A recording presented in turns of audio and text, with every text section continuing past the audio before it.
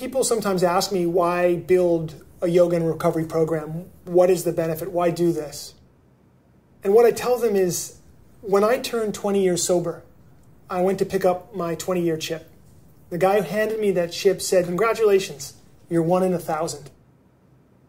I thought to myself, like, how grim is that? 999 people aren't going to make it, and one person makes it to long-term sobriety. That's what he was essentially saying. And I thought, my God, there's a better way. There has to be a way to improve those odds for people out there who are trying to, not just trying to get into recovery, but people who have been in recovery. How do you stay on that path? I consider myself one of the most fortunate people in the world.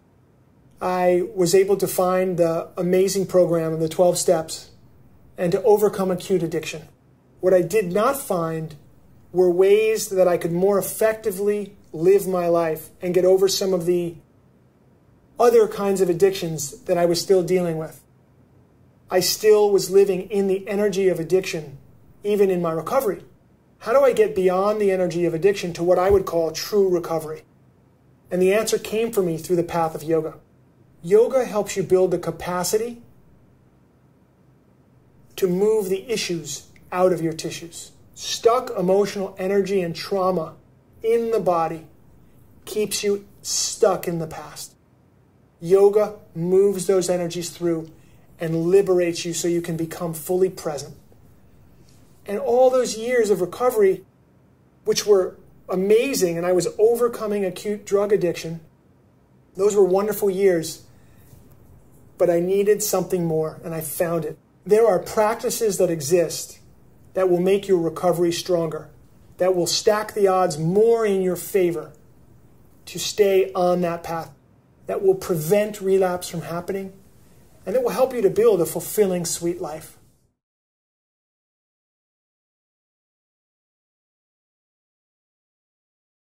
My recovery in the 12 steps took me to the point where I overcame acute addiction. But I was still swimming in the energy of addiction in other ways in my life. And it was no longer acceptable to me.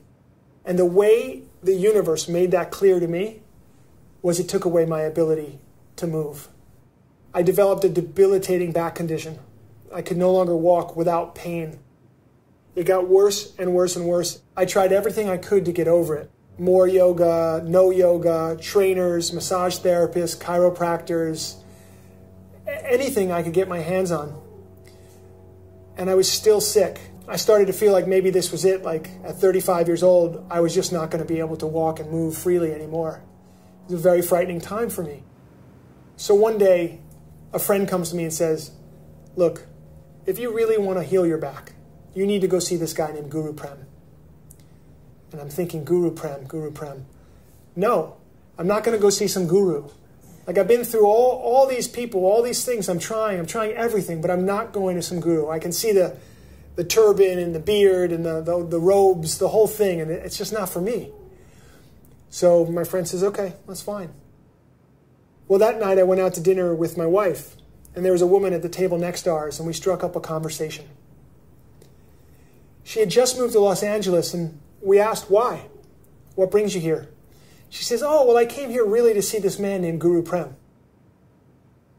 So you see, my life has been a series of second chances like this. Despite myself, I got the pretty clear message that I was supposed to see this guy named Guru Prem. I called him the next morning and I said, "Apparently, I'm supposed to come see you." And he said, "Well, you better get in here then." For the next 5 years, I sat opposite him once a week. He taught me how to breathe. He taught me how to move. He taught me how to interact with people. He taught me about relationships with women.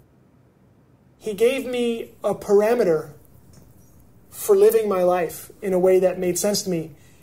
He essentially gave me things to aspire to. And he taught me Kundalini Yoga. And in 3 months, I was able to heal my back. I had been told by the top doctors here that it was manage your pain for the rest of your life, and eventually we'll look to surgery. And thank God that was not the fate that ended up unfolding for me.